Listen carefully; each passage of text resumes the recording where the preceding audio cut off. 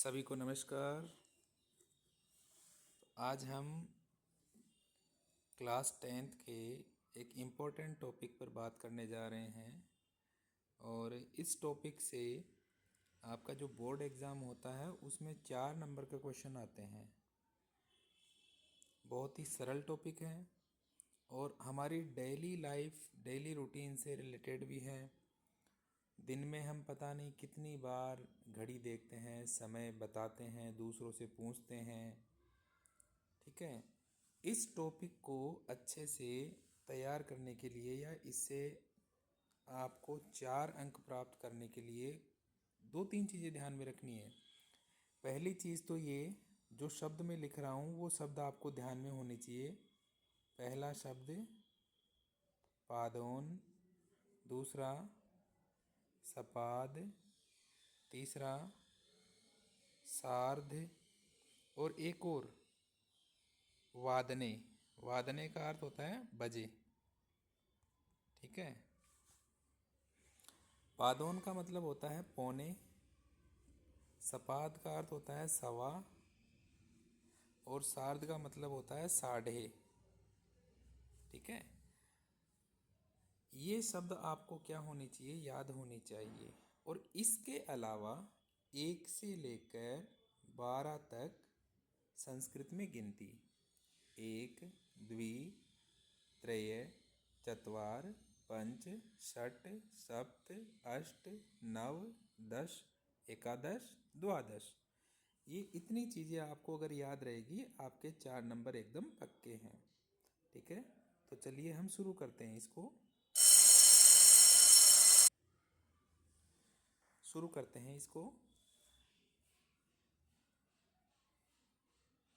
यहाँ पर कुछ उदाहरणों के माध्यम से दिया गया है। उदाहरण में बोला गया है छात्राः एतानि उदाहरणानि पश्यन्तु। यहाँ पर जहाँ जहाँ समय लिखा हुआ है वहाँ वहाँ मैं इसको अंडरलाइन कर रहा हूँ। 10 वादनम यानी 10 बजे, सार्ध 10 वादन यानी 10:30 बजे। ठीक है, नव वादनम 9 बजे, पादोन 10 वादने, पादोन मतलब पौने 10 यानी 10, वादने यानी बजे, पौने 10 बजे, षड वादनम यानी 6 बजे। ठीक है, सार्ध सप्तवादने, सार्ध सप्तवादने यानी 7:30 बजे। ठीक है, और अष्टवादनम यानी 8 बजे और एकादश वादने 11 बजे। अब यहाँ पर कुछ घड़ी के चित्र दिए हुए हैं। देखिए, सबसे पहले में लिखा हुआ है द्वादश वादनम। द्वादश का अर्थ होता है 12। ठीक है, द्वादश का अर्थ होता है 12। और यहाँ देखिए घड़ी के दोनों सुई, छोटी और बड़ी यानी मिनट और घंटे वाली दोनों सुई क्या है, एक सिध में है, मतलब 12 बजे हैं। द्वादश वादनम। यहाँ पर है 10 वादनम। यहाँ पर देखिए ये हावर्स वाली सुई है और ये मिनट्स वाली है, तो ये 10 पर है और ये मिनट वाली 12 पर है, इसका मतलब 10 बज रहे हैं।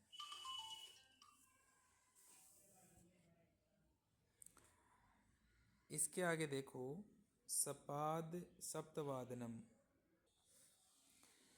अब यहाँ पर देखिए, यहाँ पर है सपाद सप्तवादनम। सपाद का अर्थ मैंने आपको बताया सवा, सप्त यानी 7। ठीक है, यानी 7:15 का टाइम हो गया। ठीक है, 7:15। यहाँ देखो आगे पादोन पंचवादनम। एक एक का देखिए, पादोन का हमने बात की थी तो आया था पौने। पंच का अर्थ होता है 5। ठीक है, तो 4:45 हम लिखेंगे कैसे? अब 4:45 को लिखेंगे 4:45। ठीक है, 4:45। ठीक है, तो बहुत आसान है ये। अब देखिएगा आगे एक और है उदाहरण यहाँ पर घड़ी के माध्यम से सार्ध नव वादनम। सार्ध मतलब 9:30, नव मतलब 9। ठीक है, अब 9:30 को हम लिखेंगे कैसे? 9:30।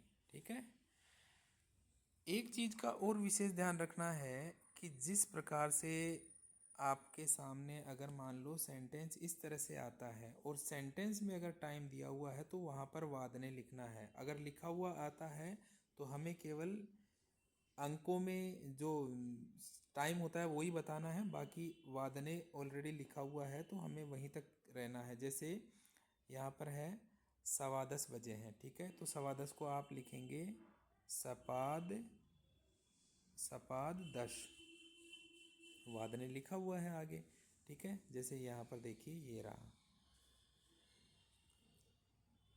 9:30, 9:30 को क्या लिखेंगे सार्ध 9, वादने लिखा हुआ है।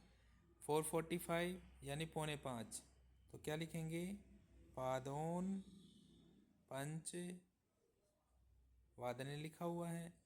यहाँ पर 11 बजे हैं, 11 को क्या बोलते हैं एकादश, एकादश।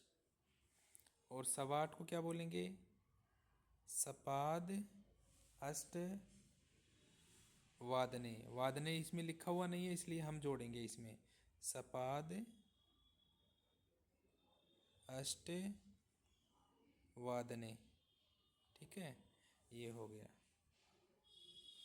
अब चलिए थोड़ा सा आगे और कुछ उदाहरण है यहाँ पर। माता प्रातः टाइम दे रखा है 5 o'clock, ठीक है, यानी 5 बजे का टाइम दे रखा है और वादने लिखा हुआ है आगे, ठीक है। वादने का अर्थ होता है बजे, वादने का अर्थ क्या होता है बजे। तो 5 को क्या लिखेंगे पंच, ठीक है। यहाँ पर देखिए ये आ गया। राहुल प्रातः भ्रमणाय 6:15 वादने उद्यानम गच्छति, 6:15 क्या लिखेंगे इसको सपाद षड्वादने, ठीक है। मल्लिका 7:30, 7:30 को लिखेंगे सार्ध सप्त वादने। 5:45 पादोन षट वादने। और 10 को लिखेंगे 10 वादने लिखा हुआ है आगे, ठीक है। इससे आगे चलिए, इससे आगे भी कुछ उदाहरण दिए हुए हैं। 7 बजे का उदाहरण है, 7:45 का है, 8:15, 9, 9, 9:45 यानी 9:45, 9:45, 3:30, 10:15। 7 को बोलेंगे क्या सप्तवादन, ठीक है। लेकिन सेंटेंस के हिसाब से अब देखिए प्रातः सप्तवादनतः